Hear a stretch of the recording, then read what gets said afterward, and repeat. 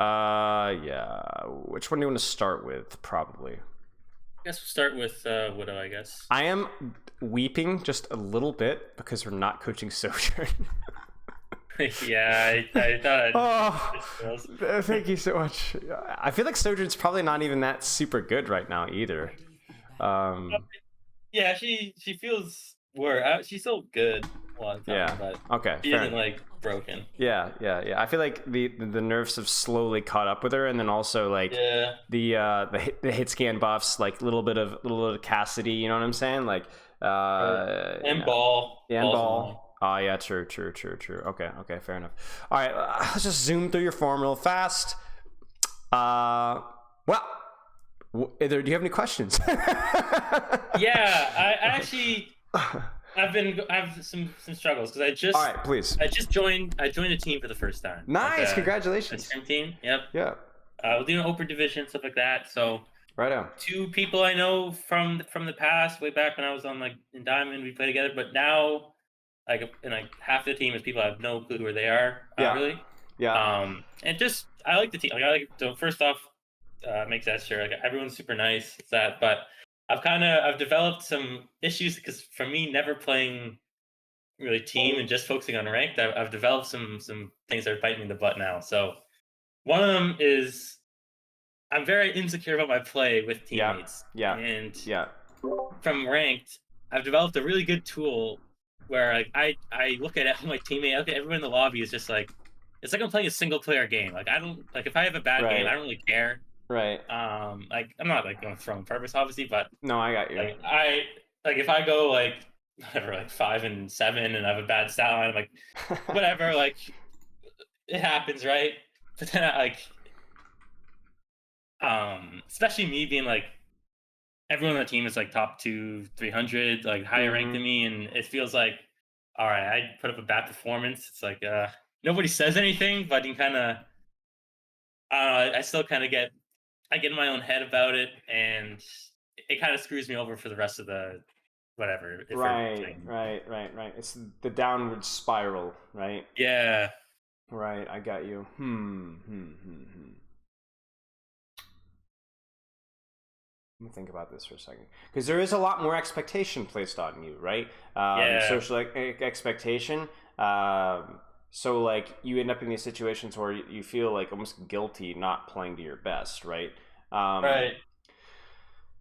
I think everybody should aspire to be the teammate that just doesn't let it bother them when they play well, and doesn't let it bother them when other teammates don't play well either. Yeah. Um, so as long as you're the type of person that doesn't flame your teammates when they screw up, they're less Hmm. likely to get irritated at you for being a hypocrite, right? Right. And seem like the type of person that probably isn't gonna flame anybody anyway, so you're probably good to go with that. Let me think.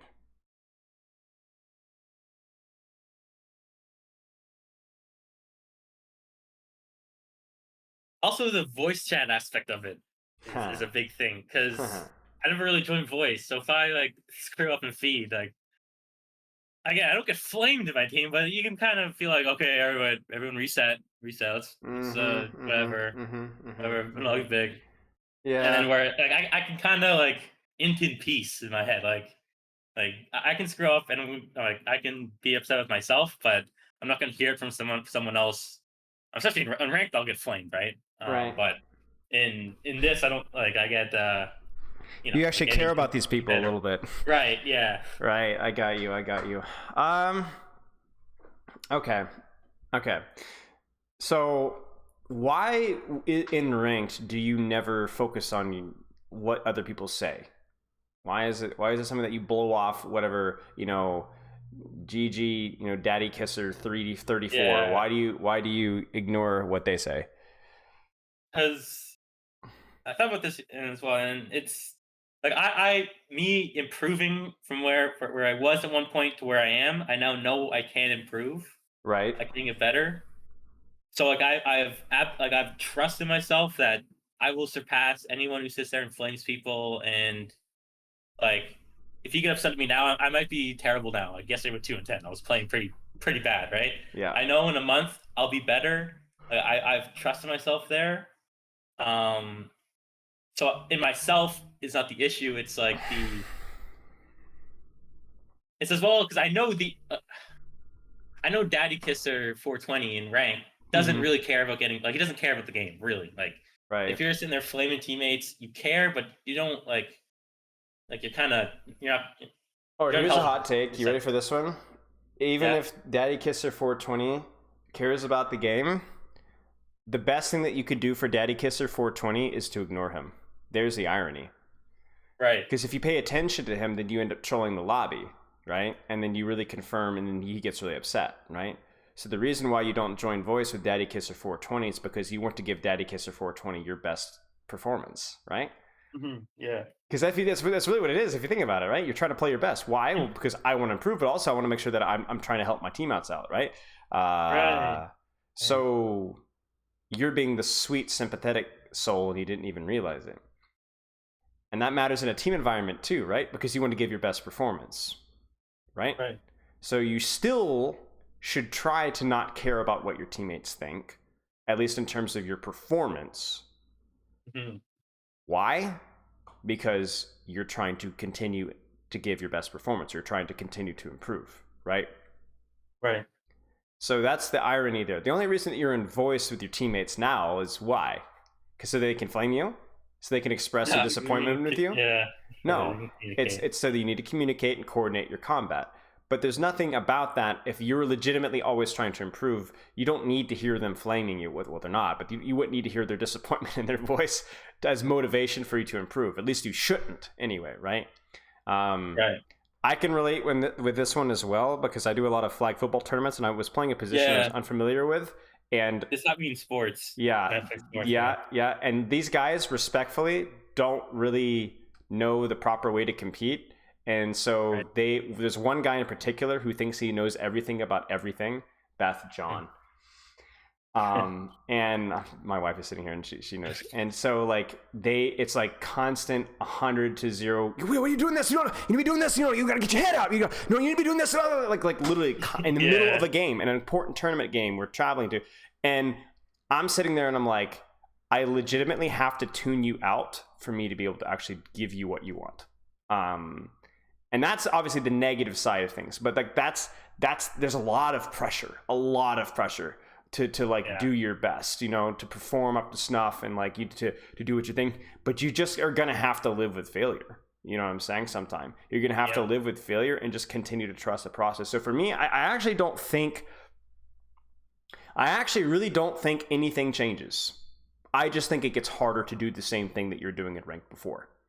Right? We could be having this conversation about why it's important to not care about what your ranked teammates think. Nowadays, you're like, well, duh, obviously I don't care what my ranked teammates think, right? That's because you've been practicing that mindset. You now need to care about that mindset with your teammates. Now, here's a question for you.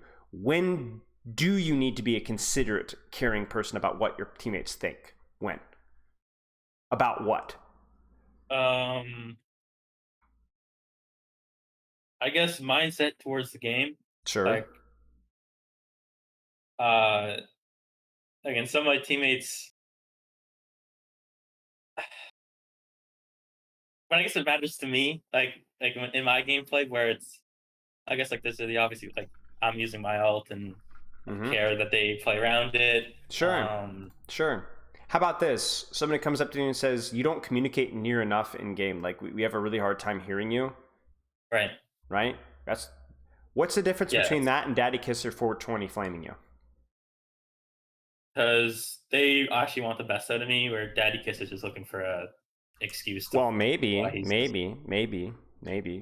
think again, you're assuming it's not so much the intentions. Let me put it this way: intentions are the sweetener, right? They make it easier to swallow what's being said because you know the intentions behind the person, right? I can sit here and I could flame you. And you'd be like, haha, it's fine, right? Because you know me, right? You know my intentions with you. But I could say the exact same things to you, but I could saying out of Daddy Kisser 420's voice, and you would throw it to the side. You'd disregard it. Why?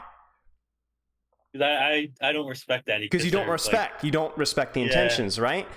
So intentions, actually, if we were AI, we wouldn't care about intentions, right? Yeah. So you're sitting here and you're focusing on the intentions, and that's something that we as humans tend to do, but it's actually not about the intentions, it's about the actual quality that's of what's being said. So let me go back to my question earlier. When somebody's asking you to communicate better or whatever like that, okay? Obviously you would trust the intentions of that person, but actually what's the important thing about what's being said?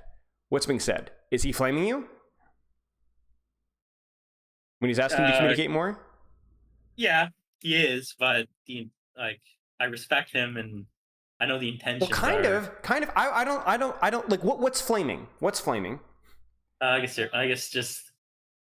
No, I guess it's not because in flaming. James Bond 007, you suck, trash. This is terrible. Look at this matchmaking. What a bunch of nothing. Right. There's nothing improving from it. There's no tangible. There's no feedback there, right? Criticism. So there's two F words we got to worry about, right? Flaming versus feedback, right?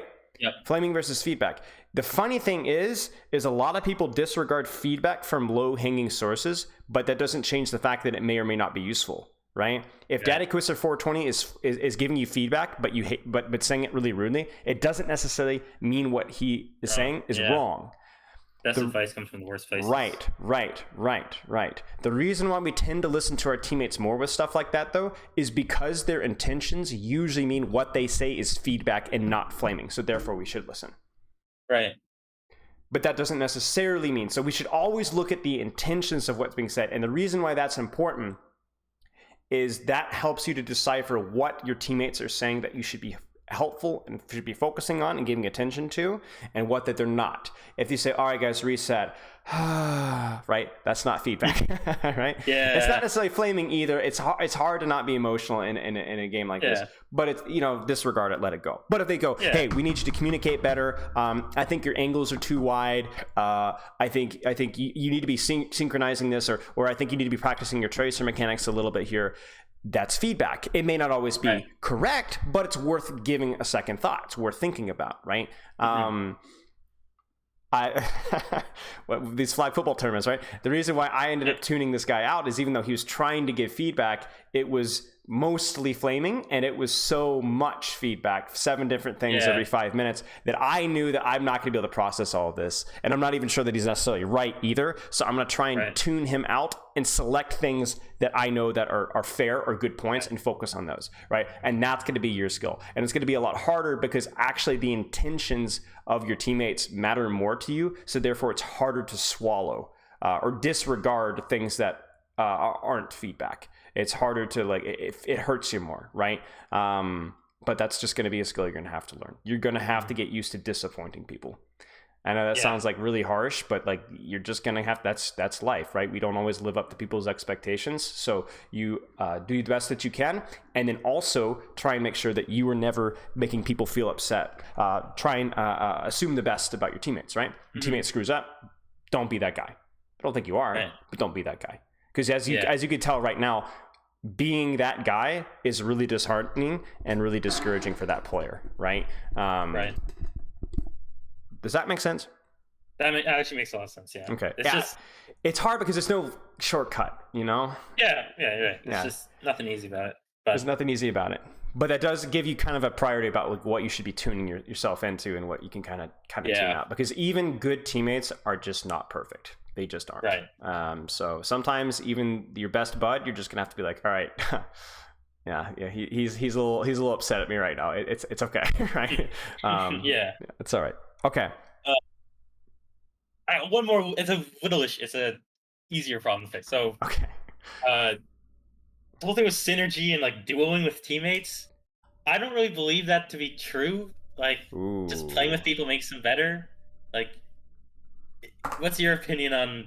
Well, you break it down what you think, elaborate, and why you think that way. Because I believe it was Gunba on a Yiska interview recently said something similar. So I'm curious to hear what you have to say. I think duoing is pretty harmful. Okay.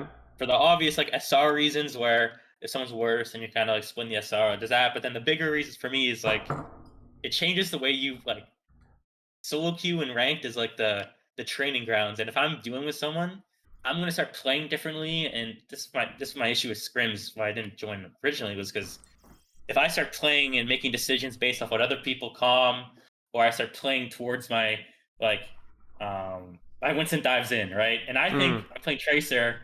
Okay, we're dueling. I need to dive in with him, right? Maybe the optimal play is not, and it's tough mentally to get around that and like actually make the optimal play and make a decision that you would have made if you're a solo individual. sure.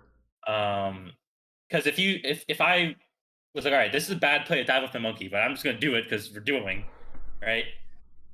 And I go in to review that, I'm not learning anything because I wouldn't have done that in the first place if I was actually thinking about it. I'm getting influenced where I can't really take much away from that. Yeah, I guess. I mean, but if your Winston and rank dives in too, you're probably gonna want to do something too, right? Like maybe not act the same way, maybe not go in as aggressively, but you're still gonna follow up, right? Right. Oh yeah, yeah. Like that's yeah. I still do that and rank and stuff, but am I gonna build a better synergy dueling with my tank or my support or whatever? I hear people like say that. I don't quite believe like I think it's like, let me put it this way. To me, I look at that as like the Kovacs of synergy, where it's like a low hanging fruit, but it doesn't really benefit you much once you kind of get comfortable playing with that person. You kind of see what I'm saying? Like right. once you're already Yeah. at a certain level, it's like, okay, it doesn't really do much. Like if you're not used to working with this player the way that they play, or you're just building a little bit of like, it's like, hey, it's fun to play ranked with this person, right? That's another Yeah. benefit, right? But I agree with you. I think it's maybe a low hanging fruit, but it's not going to take your game to like another level. Yeah. My Like thoughts that with was fuel earned. synergy. What is it? That was fuel earned like 5 seconds I played it. Right, exactly, Yeah. exactly, exactly. My thoughts with synergy is I actually think it's a lot like deliberate practice where like people are like, oh, we spent thousands of hours together, but we're still not on the same page. It's like these 1,000 hours mercy mains, you know what I'm saying? Right. Who are still in gold. I think it's about quantity, not quality. So when you're in scrims, you should be giving it like literally like everything you've got to work with these guys and coordinate with these guys. Yeah. And then if you could then go into ranked afterwards and spend more time, maybe it's not that beneficial Individual. anymore, right? And Right. I think you see this sometimes with these teams that have played together for years but still aren't that good and still aren't that coordinated. It just Right. doesn't matter how many hours if you just don't listen to each other. You know what I'm saying? Right. And a lot of players in GM and top 500 and scrims and OD and Overwatch League are just not good listeners. And it doesn't how many scrims that they spend together, they're still not going to work together well. So I'm with you a little bit on that one. I'm with Gunba on that one because I think a lot of teams don't really put the effort that they need to really make that next barrier. Like I cannot tell you like with London this past season how many times we talked about listening and how many times we made an entire focal point and you guys have to be working together here. This is like it was our focal point and it still wasn't perfect. So I don't know. I agree with you. That makes sense. I agree with you. The priority has to be on working with your team in scrims. Right. I would consider doing with something in ranked if it's somebody I don't really know that well and I want to kind of understand them or the way they play or just get to know them a little bit better just for fun. Right. But if you've already kind of knocked that out, then it doesn't really matter that much. Yeah, that makes sense. Like you see the Toronto Defiant guys doing on ranked, but you know why they're doing in ranked, right? Yeah, they're buddies, right? Yeah, it's just fun. You know, there's Yeah. no like synergy benefit there really. Right. They're Right. not coordinating almost at all. Like so, Yeah. yeah. Anyway, I know. any other questions? That's all good for now. Okay. I guess Widow Okay. start with. How is the team play going, by the way, overall? Um, I mean, well, we actually haven't really like someone was on vacation, so we're actually Hmm. starting him tonight. Okay. Good luck. I've been playing with them like ranked and conversation stuff like that, but um, No official been- super scrim stuff yet. nothing super official yet. Okay. Sorry, Good luck Mike. with that. Good luck with that. Let me know how that goes. And obviously incorporate that into your rank schedule as well. So scrims get priority. So just kind of keep in mind that will Right. affect how much ranked that you can play seriously. Okay. GM Widow. Let's take a look. I don't believe have we coached you in Widow before? No, I am. I don't think I so. be surprised. I'm not a GM1 Widowmaker by any means. Right now, like I kind of Gags. just started playing her a lot, so don't be afraid to talk to me like I'm flat. Like Okay, okay. I love coaching Widow. It's one of my probably top 5-10 heroes to coach, actually. Really? Yeah, very, very fun. It's all about like taking good smart angles, right? Taking the best position that you possibly can. Widow duels are the funnest for me to coach, but this is we'll take what we can get here. So what is Widow good at? Obviously. Sniper, long range. Right. Limited mobility, but you're the best hero in the world at doing damage or getting picks at long range. So it's that simple. You look at the enemy composition, keep them at arm's distance. You got to worry about Zenyatta right clicks, obviously, but I mean, there just isn't anything that can touch you at range. So there is no reason to not take the best sightline in the map with the most scope. Have you heard me talk about CCTV playstyle? I've not. Okay, so this is something that I've been coaching for literal years, but I learned to kind of put a phrase to better this past season with London. So it's actually a phrase that Christopher stole from, oh crap, who was the Fusion coach? Not 9K. He coached Toronto. Dunkbuck? No, he coached Toronto this past season. Got fired. But he's apparently a big brain. Give me 1 second, I'll find it. Oh, I know. KDG. Yeah. KDG. Yeah. And it's basically about, it makes perfect sense. It's how I've been coaching Widow for years, and basically everybody coaches Widow, but it's just basically taking the best sightline, the best angle to cover your team. It's what you do in military as a sniper. You're not necessarily always looking for picks, you're looking to kind of cover an area to make it awkward, scary, difficult for people to walk through the sightline. So the reason that that's important as Widow is sometimes that you're not just focusing on getting picks, sometimes you're focusing on controlling it and making it uncomfortable for the enemy team to walk through valuable space. So for example, me playing Widow on second point is really good because I can play here and make it really scary for them to ever clear high ground. Now I might drop occasionally to look for picks. Sometimes you're going to give up that position to go for a kill, but that's a risk versus reward where you give up the position and you give them the opportunity to clear high ground for safely. Do you kind of see what I'm saying? So that's always the question. Is it better for you to go for a kill or is it better for you to just control a space? And often you should be doing both. Sometimes you have to kind of pick and choose a little bit. Make sense? Makes sense. Okay. Like right now, you're going to make it very difficult to walk through the choke. Right. But you see the problem with this position, right? Yeah. It's not a bad position by any means, but what is your vision like? They're not going to, they're going high ground. Right. This is why with all due respect, Kefri angles don't work very often. Yep. Because you could find this crazy little sight line, but if nobody walks through it, then what does it matter? You want to cover as much space as you possibly can, especially if you're not playing versus a Widow duel. So this position covers much more, right? Almost double the amount of space, especially space that's contested. So especially when you see that they're not on dive, you need to do what you're doing right now, right? You could even drop here as soon as you see that Far's on a risk because you can see slightly more, right? Far as out, drop. We need to drop. Okay, now the Ryan's here, so now we can't drop. So now we're going to rotate left. And this is fine. I will say this, though. What's the only weakness out of the CCTV playstyle? Does any team know where you are right now? Yes. Okay, so why is that a weakness? Because they can hide really easily. Right. Now, let me ask you a question. Is your position so powerful that you don't need to move your feet? How good is this sightline right now? Like this area, I think it's pretty good. I control point, high ground as well. I think it's pretty good. It's okay. It's okay. I wouldn't say it's dominant. Your instincts with Widow right now are a little rusty, or not rusty, but untrained. So I agree with you that it's okay, but I don't agree with you that it's very good. It's not as good as some of these other points here. And the reason why I say that is if we identify that this is okay, but maybe not amazing, what would that encourage you to do right now? Well, experiment overall, but I think I could maybe go left there. Yes, you could grapple across to here and play for a high risk, high reward play here. Now, this sightline is not really better, right? But it's different and it will create opportunities that you can pick off of, right? So you're trading an okay sightline for another okay sightline, but this okay sightline is better because it's unpredictable, because the enemy team doesn't know that you're there. Right. You see that? The element of surprise makes it better. Now, if this position, if you feel like your sightlines here are really good, or there's a better position, then you don't need to really play sneaky. You just need to CCTV, right? Just control the area. Would I want to CCTV more, especially against like a Pharah?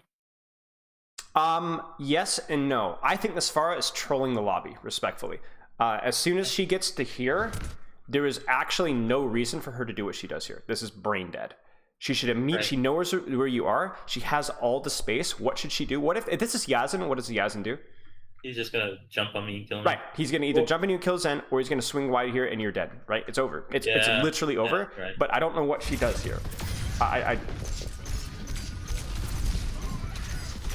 Like, it's just dumb. Like, it's really, really dumb. So that's why I was getting kind of ants in my pants, you know, because I just felt this Pharah was going to get on you. I just felt like it was going to be the case, and so we need to adjust our sightline. I think it's not about Pharah or whether you should adjust sightlines versus Pharah. Have they staged on you? Yes, you need to move. Is your sightline, is your CCTV good? Yes, then don't move. Play the sightline, right? And that's like constantly like what you need to be asking yourself. Like here, it's like you're doing fine. There's no, especially once Safara's dead, there's no real reason to do anything. Like she's an idiot. Like there's no real reason to move now. Yeah. But now I might be getting a little bit antsy. You know what I'm saying? Right. I don't know. This Pharah's making it way too easy on you. She swaps Genji. Yeah, it makes sense.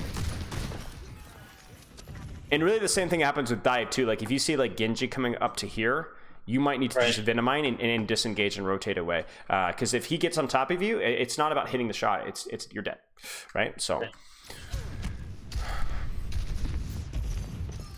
I was gonna say this isn't gonna work. I tabbed out like by accident. Only time it happened. A likely story, right? A likely story. Our instincts were good there. We knew where we wanted to go. And like here, you can ask yourself, I wonder if I hide and I listen and I press infrasights, because what does infrasights give you? Obviously.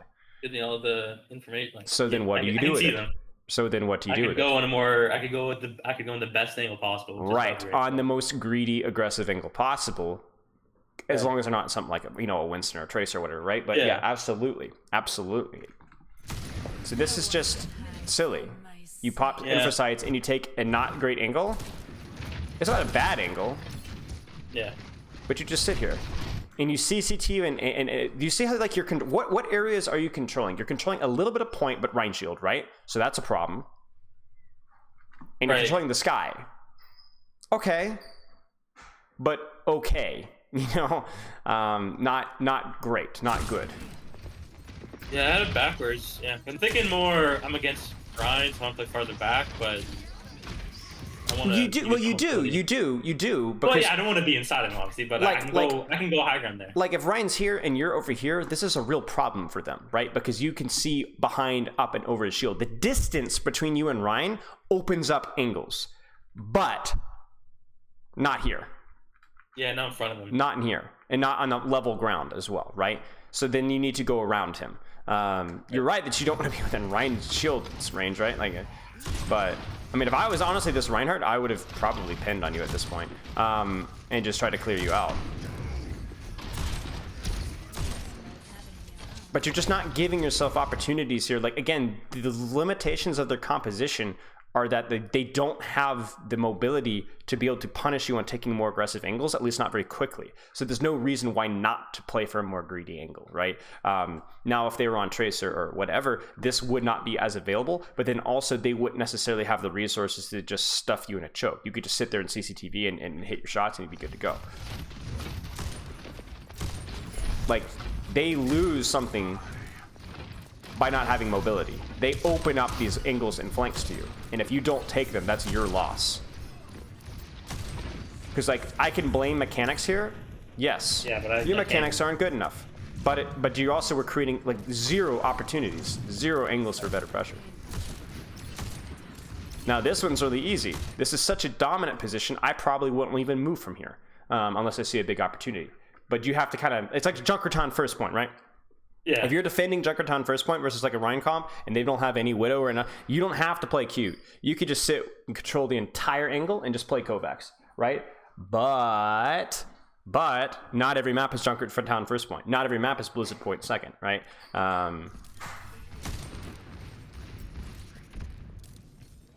And heck, here, if they're not even on high ground, you could also be like, I might throw a Venomine and maybe I might drop here and take a quick shot, you know, and then grapple back up. You don't need your grapple, right?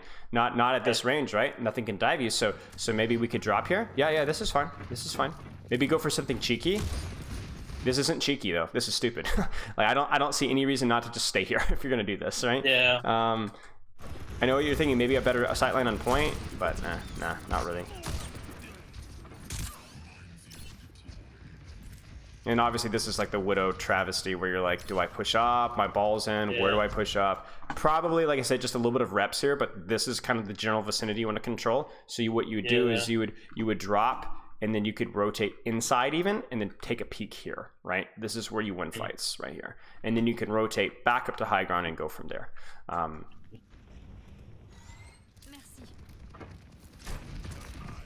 I wouldn't even Venomine here, honestly. Okay, so if I'm coaching this Genji, where's this Genji? I don't know. Think about it. Where would he be if I was coaching him? He'd be going to flank me. He'd probably From be where? Underneath. Yep. So where do you Venomine? Oh, right here, right? Yeah. Right here, right? Yep. Stop shooting Reinhardt. I really beg you to stop shooting Reinhardt. Like you just have to, like it's opportunity cost, right?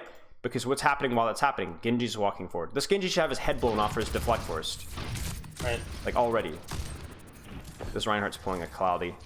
This is just unnecessary, really. Like you could just sit here.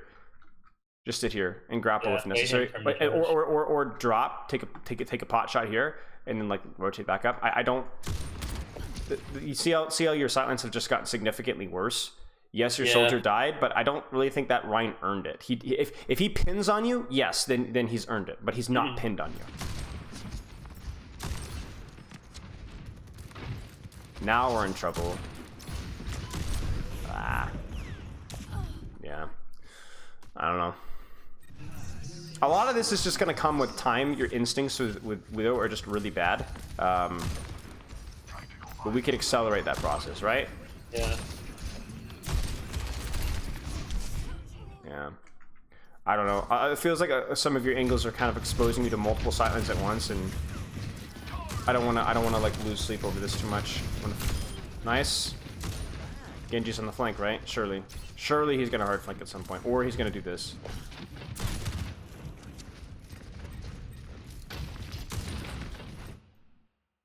Where's a good Genji gonna come from? Right side. He's gonna come from right side.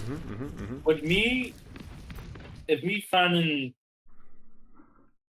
starting bottom left better here? Like not right next to the Mega, but that kind of angle there. Yeah, it would.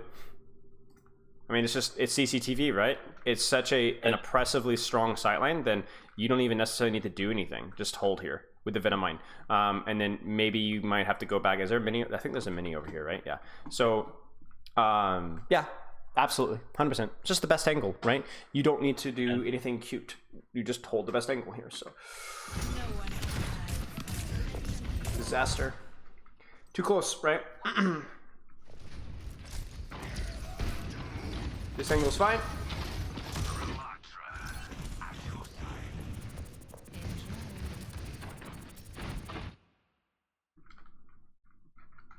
Something to consider, right? Something to consider. I think where you're at now is probably okay. Just consider. And assume that Genji's doing it too, right? That's the other thing too. Yeah. Throw the Venomine here, just assume that he's there. There it is. Yeah, you're cooked. Yeah, you've been choked out a little bit, but you're also choking yourself out sometimes. Some fights unnecessarily with the positions that you take. They're too close. You're not taking greed when you have opportunities to be greedy. You're not taking the best sightlines. And I think the vast majority of it is not because you're a brain dead idiot. It's just that you just don't have enough reps in the hero. That's all.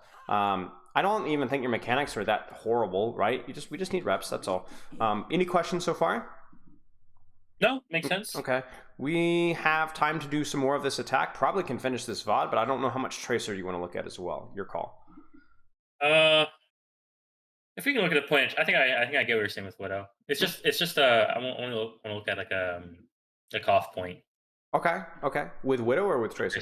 It's on Tracer. Okay, let's take a look at that. Just watch City Center. Maybe we'll go back and look at some Widow afterwards and see how much time this takes. So Tracers, I was a Tracer main in Overwatch 1. Yep. I kind of didn't really play her much Overwatch 2. Yeah. So I've kind of been learning her as well. So okay. Well, Overwatch 2 changes the Tracer. I guess I'm not very good at, but Overwatch 1 concepts I should be decent at. Okay. It should be. I mean, I remember your Numbani game was pretty solid for the most part. It was mostly just the positioning, if I remember correctly. Yeah. Okay. Let's take a look. We don't have to like break our necks over talking about what Tracer's good at. We should already know. Wow. We should. I see no reason for you to not roll out at least here and then like contest their DPS, and then if you see the full team, what you do is you go jump pad and then you stage from jump pad. You can either dive them here or you can wrap around behind here, right? If they don't go jump pad, you can then continue to wrap around from behind here or control the space. Or if you think they're going to play something like a sniper or a DPS, this side is also another good rollout for you to go through. And you can kind of wrap from here depending on when your Winston's going. This is bat crap insane. Yeah. Normally they go high ground, so I kind of just did the same thing for no reason. Yeah. I think going here is like you're gonna end up meeting a lot of teams toe to toe, but then it's just really easy for you, Tracer, to just avoid it, just to go to high ground, and then you have your flank set up from here. You know. Right. Like you're here, but everybody and their mother knows you're here. You took damage early. Right. You took your health pack early, and now you're. I don't know. Not great.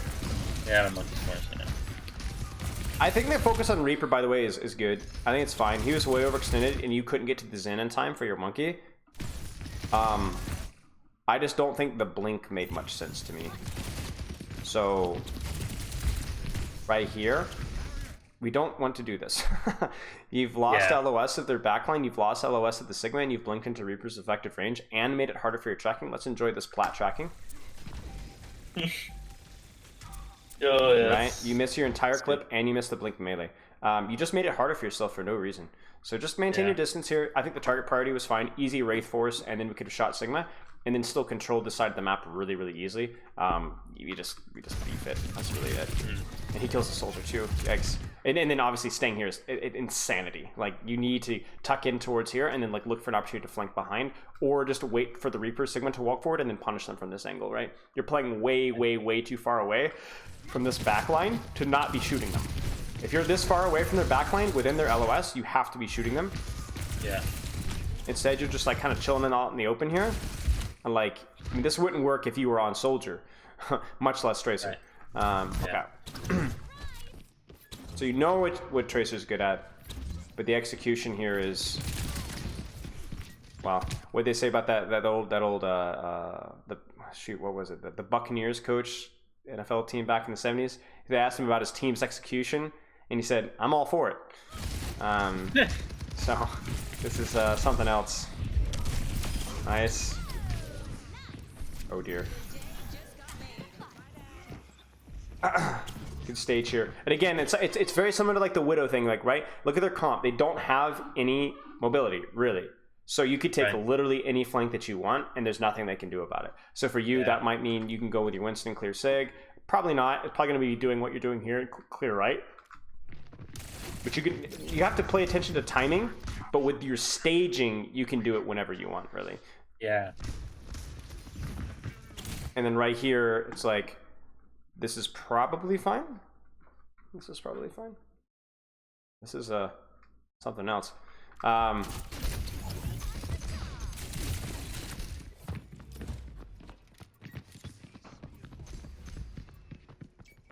Okay. Ah! Disaster. I mean, I like how you staged. I think your position was fine. You just were a little deaf in the right ear.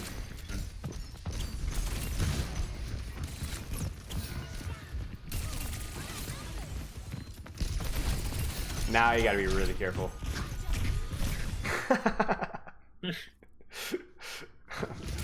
Fair enough. Yep, get him. Sick him. Nice. Nice. Nice.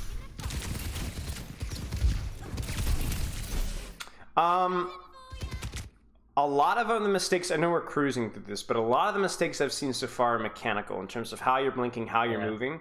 And then even stuff like this, right? Where's the mechanics here? And when I say mechanics, I don't just mean like shooting, right? But just general stuff. What's the problem here? One blink. I could have waited a bit for another. Right. You should have waited for another blink. And then in terms of the mechanics, you need to blink right now. Yeah. That Zen, if this Zen, then you can make Zen knows you're here. Soldier knows you're here. They've heard you. They've heard you direct the jump pad. They are going to be shooting right now. So even if the soldier doesn't have helix and the Zen doesn't have right click, you're gonna lose half of your HP if these guys are any good, and they're not. But you kind of see that, right? Yeah. And what that, and also like even how you're approaching this blink as well. It's like look at this. Look at your shooting while you're blinking. We start to shoot, we get spooked. So then we keep shooting even though we're mid-blink, right? Yeah. That's something we want to avoid. Just gonna force recall instantly. Okay, we just get the kill because we're just better. But yeah. So I think a little bit of like playing around our blinks with our engages, and just try to read the enemy team's mind a little bit. That comes with time. That's why this hero is so hard.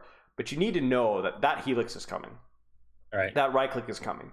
And if you avoid that damage, you put them majorly on the back foot. So there's a lot of reacting with Tracer, but there is a little bit of predicting.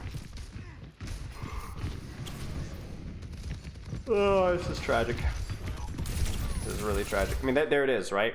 That's predicting, right? You didn't react to that hook. In fact, he probably hooked after you'd already blinked. Unless your reaction speed is like 0.2, right? That's a full prediction, right? And that's good. We need to do that more often. And then even stuff like this here, right? Little 80-80 strafe. This needs to be a blink where? Do I have the health back there? I mean, yes. No. No, it doesn't really matter. Screw the health back. Go back. Maybe. Or if you were to blink and aggressively, you would blink left, right? Oh, yeah. Right? Make him move his crosshair. Instead, we just kind of stand around, and then we blink left, and we're like, oh, shoot, I'm too low. I got to get out, right? Yeah. So that's Hog is another one where, like, you know, his shots are slow, so you should be able to play around that better than we did. We didn't because we're not very good at Tracer right now. Good prediction there. I really hate how we're stuffing this choke. Prediction.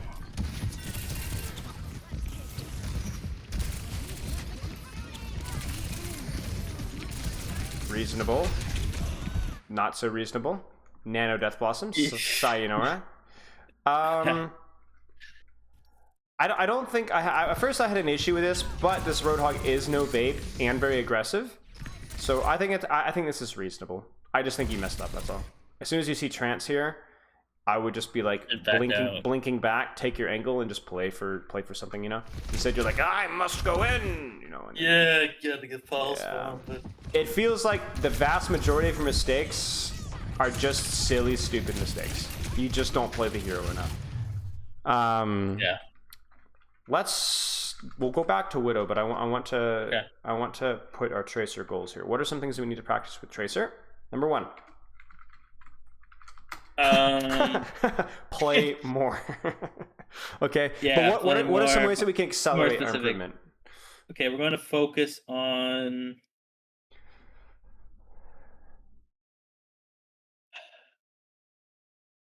I mean, just blinks. Like when I'm fighting people, not using them when I don't need to, using them when I do need to, and in the right way. That's a big thing. Has to be the most important thing that we talked about. Yeah. Has to be, you know. It's such a broad thing, but it's definitely something that I think would help accelerate your mechanical improvement more. Right.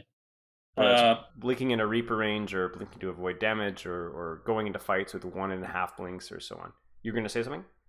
I mean, if my aim, like focusing on not shooting when my crosshair is not on the target. Little bit of trigger discipline as well, right? Yeah, trigger spin.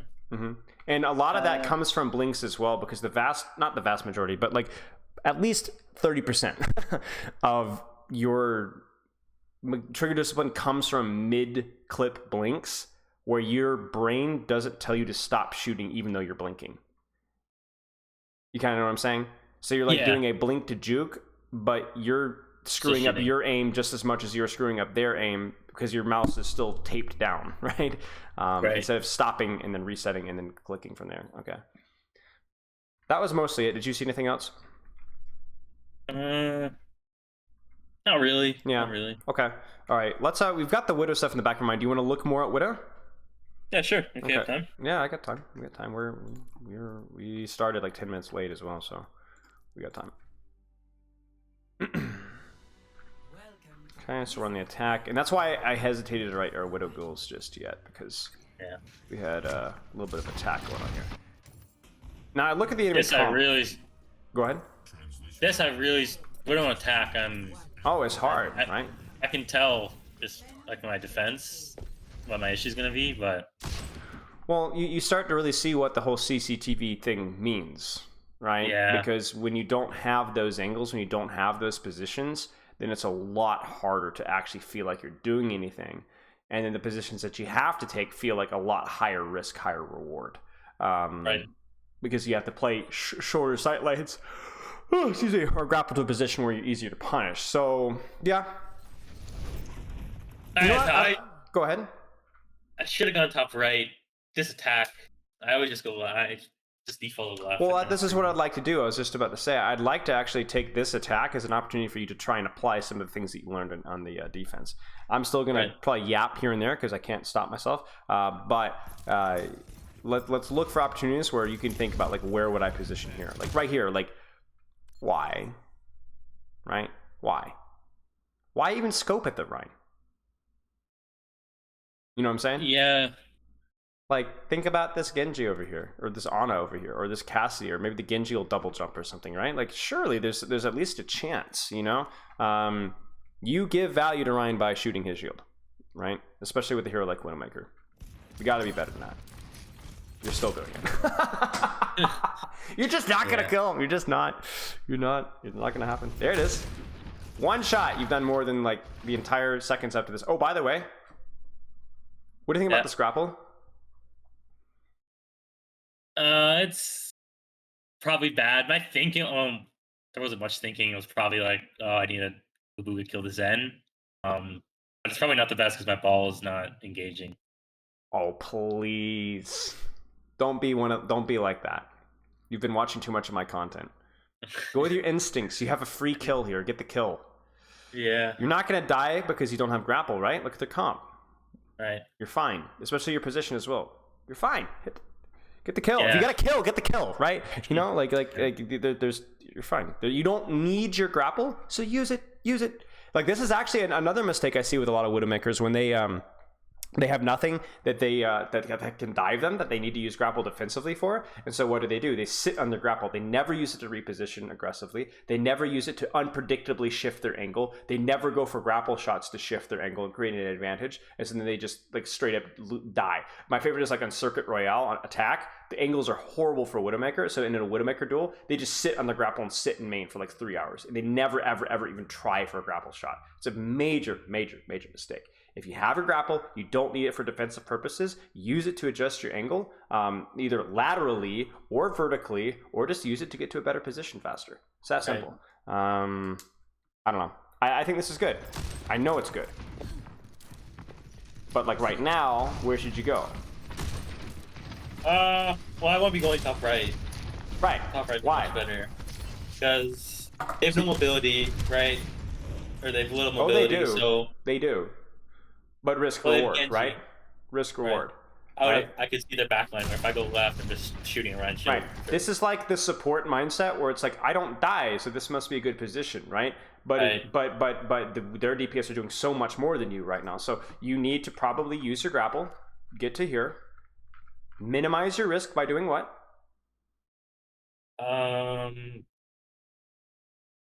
timing it well. Yes, 100%. You grapple up here when your ball's taking attention to space, right? You maybe Venomine like here, right? Right. And then you maybe play back as far as you can, like as just where you're barely peeking over, and there you go. Right? Right. It's worth the risk. And I mean, the irony there is that you could have died there too, you know? Yeah. That grapple sucks. Why does this grapple suck? I'm just going blind. Right. It just doesn't really change your angle, you know? It doesn't really give Right. you a better opportunity. And now Ryan pins, you're dead. Yeah. Oh, he should have pinned. Coward. Yeah. You're just a non-factor. The best thing we did that entire VOD was the thing that you think you shouldn't have done, which was the grapple. Because it's the only time you actually had an opportunity to actually get a pick. If that was Mienzen, he would be dead now.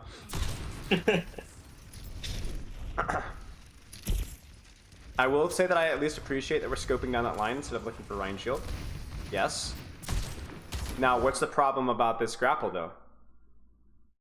I could have just used it to go top right. Right. I could have done both. That's the problem. That's the problem. Is you could use it to go top right, or heck, you could have grappled across here too, right?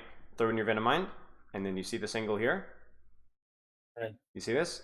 Risk reward, right? Your Ramatra's in, your Cassidy's in. This angle is open to you. If the Genji dashes you, the Rhine pins you. Guess what? You die.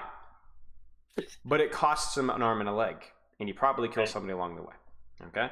So yes, we talk about attack options. They're limited, but holy smokes. Oh, no. No. Yay! All right. I mean, you talked about maybe going top right here, but this really truly isn't too bad. It's not too bad.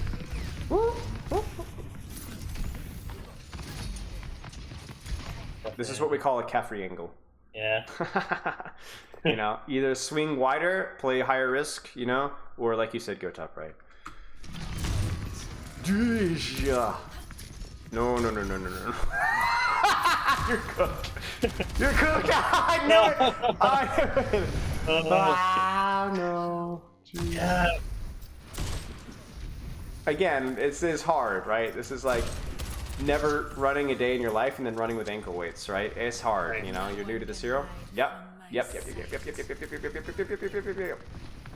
Look at the value you're getting just by existing now. Yeah. Venomine, probably. Venomine. Look at that. Look at that, Cassie. Look at that, Genji. Look at that. I will say, in terms of timing, no one can hide. you see, A little early. A little early. Tell me when you should have used it. Probably reround now. Yeah. Uh-oh. Half of it's gone. Yeah. Yeah, I agree.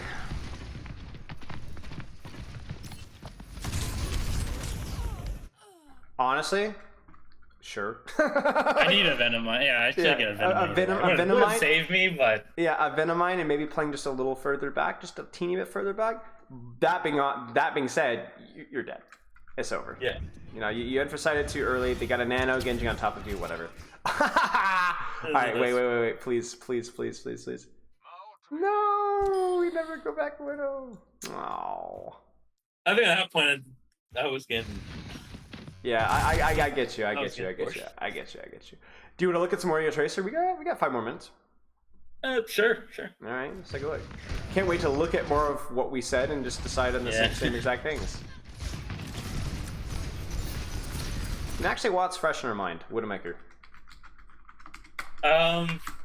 Just positioning. So like making sure I think do a decent job with the CCTV aspect of it. It's just the other part where I'm like only ever covering my team.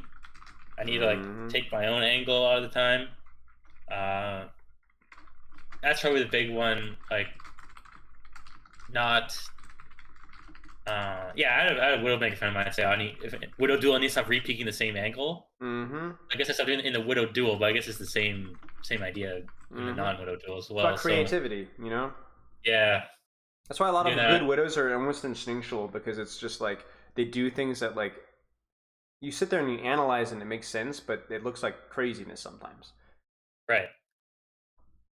And I guess touch up the Venom lines a bit. I'm forgetting a couple Sure. moments. So Sure. Just consider like where, if they were going to contest your aggressive angle, where they would do it from, and so they give you time to react.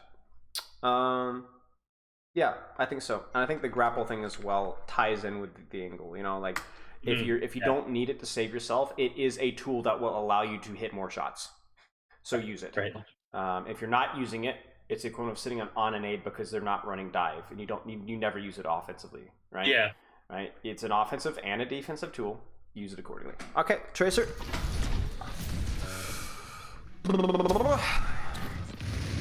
Oh, tragedy. Fire strike kill. Love to see it. Rotate, rotate. Yep. Yep. Yep. Yep. Rotate. Grab the mini. Continue the rotate. This is another one, by the way, that just doesn't make a lot of sense. You're probably nervous of top left a little bit, but this is suicide right here. Like we don't want to get close to Genji. You know what I'm saying? You need time to react to his dash, and you also don't want to get right-clicked in the head. This just doesn't make a lot of sense. And mechanics, right? Yeah. Told you I'd be cheap. Mechanics. Haha. Ah! Good Tracer needs to know that's coming. Nice. A little bit of trigger discipline there at the end. The audio is kind of weird. I'm not sure what's going up. Some stuff isn't making noise. It happens with replay codes all the time now. I don't get it.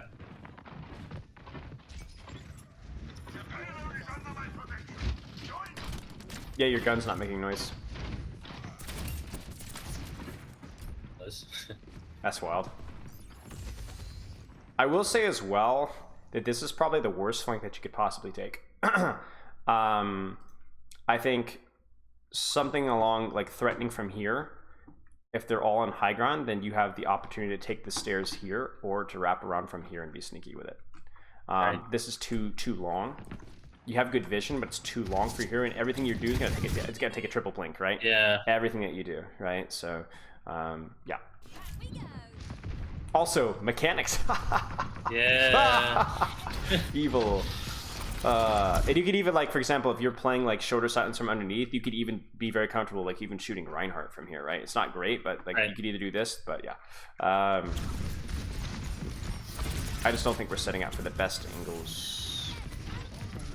This is what happens when a man plays too much Sojourn. Yeah. Nice. Very good. All right, one more fight. Surely it's going to be S tier material. This is fine. You had the right idea. We just didn't do it very well. Right? I mean, really, this is you had the right idea. Shoot, blink, shoot, blink. Oh, we mess up the blink. We have to blink again. Now we're vulnerable to sticky. You're dead. Like, that was the right idea. You just didn't do it well. That's all.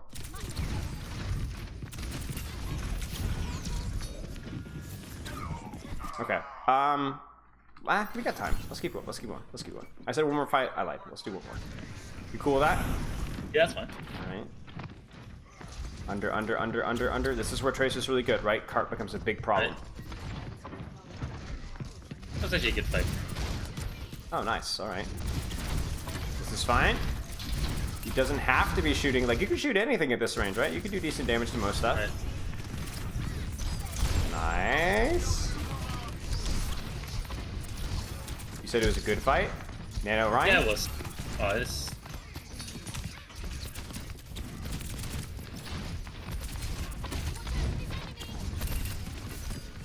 Oh. And nade.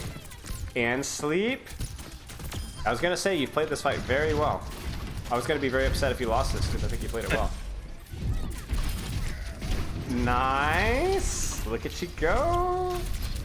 Nice. Hard carry. Deadlift. Even from the first half of that was very reasonable with the distractions, the angle, the pressure. You know, the stick to force trance in a bad spot. It was good. That was really, really good. Okay. Anything to add to our list or just more of the same? More of the same. Just I guess positioning as well. Could tune up a bit there. Sure. The Sure. flanks, but I think most the same. So Yeah, I agree. I think some of the flanks with the map stuff, it felt a little bit like Widow, where you just needed to kind of smash your head up against the map a few times and think about it a little bit more. Right. Stress test some stuff, but yeah. Okay, do you have any questions? No, should be all good. All right, man. Good luck with your practice. Keep in touch. Right. Remember the whole team play Will. discussion, and